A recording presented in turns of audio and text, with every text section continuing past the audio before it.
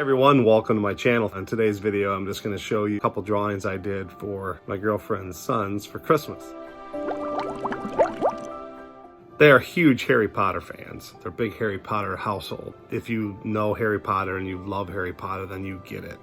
Anything that's Harry Potter related, you want it and you want to be involved with it. So pardon my voice here. I've been under the weather for the last week or so. For the last several years, I've been mainly doing digital art.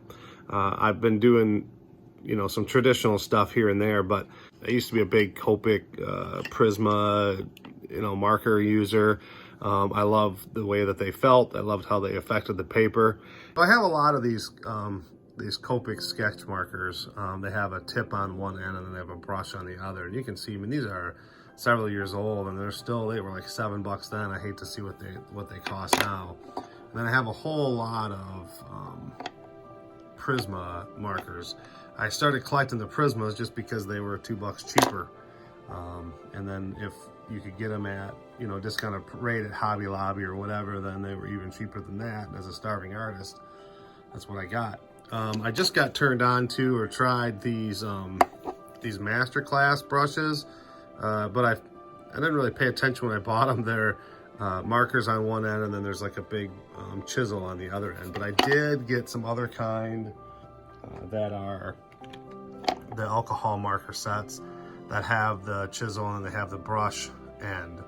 And there's skin tone, and then I have some grays. 24 of these dudes, but they're the chisel and the brush bullet ends.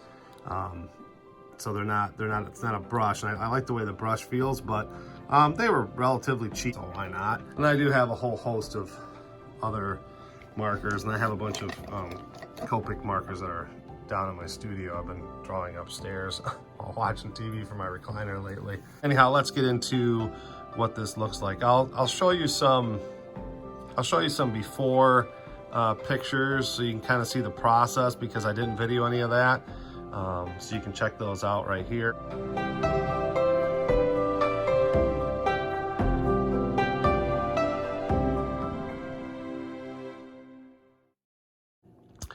And here is the finished piece. The mistake I made with this guy primarily for me was the hair. I think his hair is lighter in photo, and I started off with darker underneath, and I wished I wouldn't have done that. And I know better. I know you build up. You can't build back, so it's kind of tough. This is basically 8x8 pages, and I thought they would look good in a frame, so I used this here. And originally I wasn't going to color them, and I thought, I need to make the house colors pop. And so he's from House Ravenclaw, so there's a blue hues to that for their color. But I feel like I did a pretty decent job on his skin tones and building that out and creating the expressions there, so I like that. Now I learned my lesson on the next guy, which is his brother. And I went light on the tones and then went light on the hair. And this looks more painted, more valued. But this definitely is more my style. This is more comic book colored. This reminds me of the comic book coloring that I grew up with. And I've always been a fan of, a long time ago I started doing like these backgrounds around here where I just build out the color and come out with it.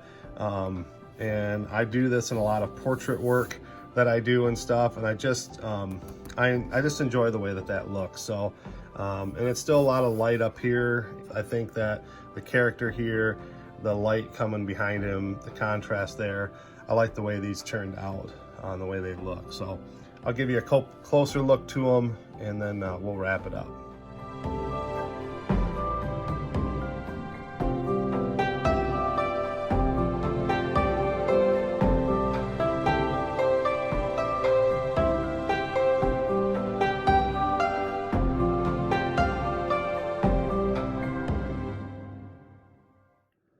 So to wrap this up, honestly, I think these guys are gonna love them when they look at it. I know that I have shared these pictures with their mom.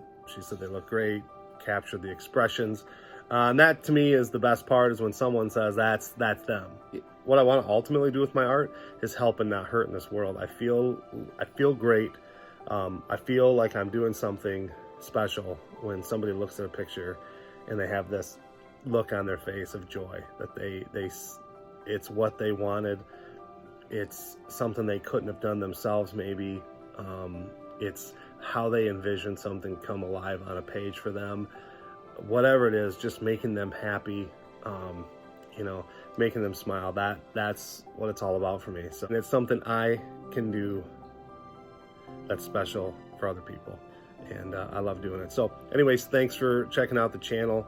Would love for you to check out a couple other videos. If you haven't subscribed to the channel yet, would love to have you do so. It's a budding young channel. Would love to have you come along on the journey here as I try to put out different kinds of artwork and different things that I'm doing. And I've got a bunch of other videos going in the works, some process videos. I have some time-lapse videos of some drawings I've done coming up. I want to do a sketchbook video so you can see what I've been doing in my sketchbook so far. And so stay tuned, a lot of good things ahead. Thanks for watching. Take care.